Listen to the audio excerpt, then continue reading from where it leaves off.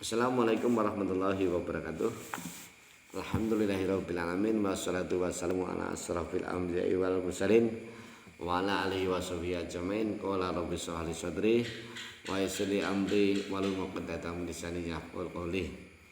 Puji syukur kehadirat Allah Subhanahu wa taala yang telah memberikan rahmat, taufik serta inayahnya sehingga kita dapat berjumpa kembali dalam keadaan sehat walafiat, tak kurang suatu apapun. Salawat serta salam semoga selalu tetap tercurahkan kepada kerabat kita Nabi Agung Muhammad Sallallahu Alaihi Wasallam yang selalu kita nantikan syafaatnya di yaumil qiyamah nanti. Allahumma amin.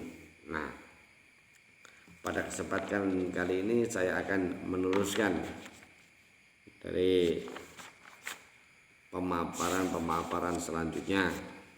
Sekarang saya akan meneruskan tentang sesi terakhir, yakni tentang manajemen konflik pada sekolah. Kita teruskan tentang tahapan dalam mengelola konflik.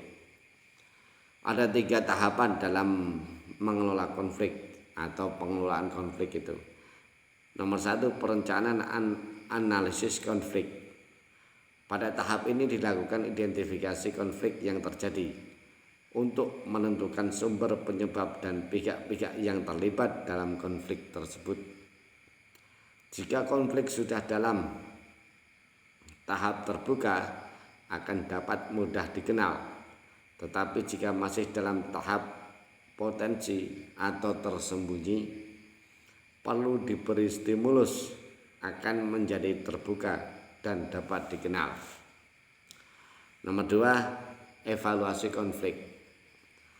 Pada tahap ini dilakukan evaluasi apakah konflik tersebut sudah mendekati titik patah sehingga perlu diredam agar tidak menimbulkan dampak negatif, atau konflik tersebut masih berada pada sekitar titik kritis yang justru menimbulkan dampak positif.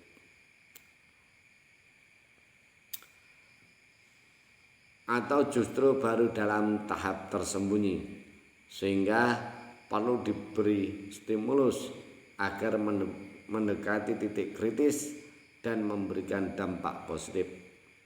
Nomor 3, memecahkan konflik. Pada tahap ini kepala sekolah mengambil tindakan untuk mengatasi konflik yang terjadi, termasuk memberi stimulus jika memang konflik masih dalam tahap tersembunyi dan perlu dibuka. Sekarang selanjutnya, dampak positif dan negatif pada manajemen konflik di sekolah. Dampak positif dari konflik. Nomor 1, memungkinkan ketidakpuasan yang tersembunyi muncul ke permukaan sehingga sekolah sebagai suatu organisasi dapat melakukan penyesuaian. 2, mendinamiskan suatu organisasi sekolah sehingga tidak berjalan rutin dan statis. Sekarang tentang dampak negatif dari sekolah. Nomor 1, menimbulkan perasaan tidak enak sehingga menghambat komunikasi dan bahkan menimbulkan ketegangan. 2, perpecahan dalam sekolah yang dapat mengganggu perhatian guru dan staf dari program sekolah.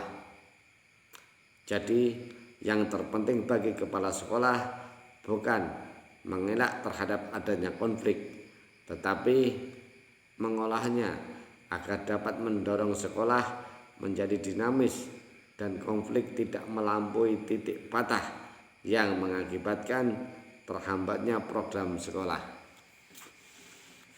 Sekarang tentang strategi menyelesaikan konflik.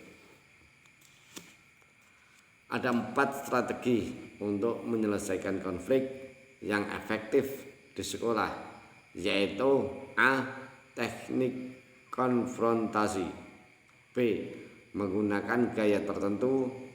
C. Perbaikan praktik